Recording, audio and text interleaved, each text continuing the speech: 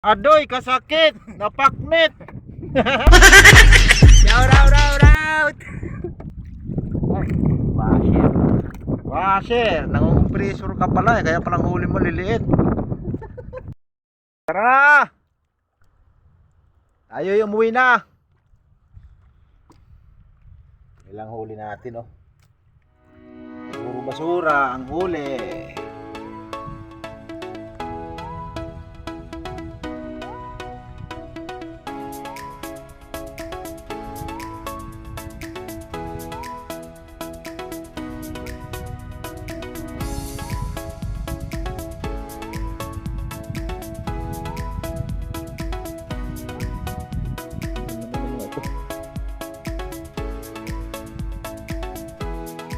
Si Master Matchakaw. Oh,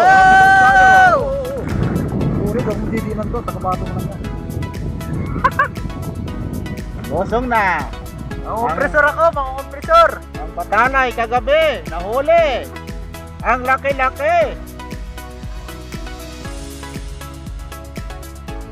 Pugi talaga pag Asa lawit? mabilis eh.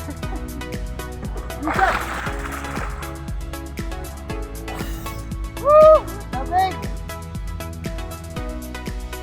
Ang oras natin ay alas 12 na. At medyo nakahuli na naman tayo.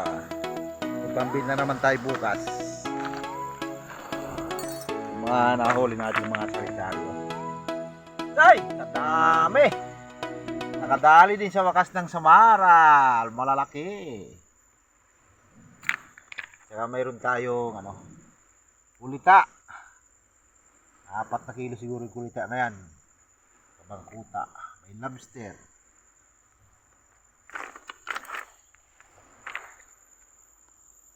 May ano na tayo? May pambigas-bigas na naman tayo bukas. At ito ang huli ni Master Matchakaw. Malupit. Oh, puno. Puno ang collar ni Master Matchakaw. Nakadali pa ng isang asugo na naman. Mahilig talaga ito sa malalaking isda. Lagi siya nakakadali ng malaking isda. Masipag magluto si Master Kain tayo ng inihaw. Inihaw na palo-palo. Paragi. Ayun o, isang puno sa kasirula. Sigang na naman. Pakulo siya ng tubig. Ay, kadaming sibuyas. Wala naman sili.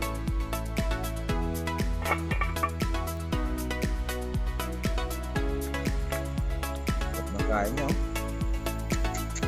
Alam na. Ayo. Alam na mamaya. Grabe yung kanin oh. Parang cake. Tapos yung sinabawan, high tide. Palaisdaan. Kain na. Kain tayo, kain. Para lumakas ang katawan pag akyat sa bundok.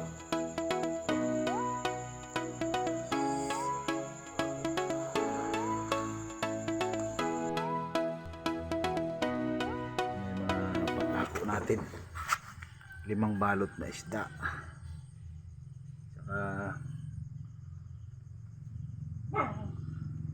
3 kilo yung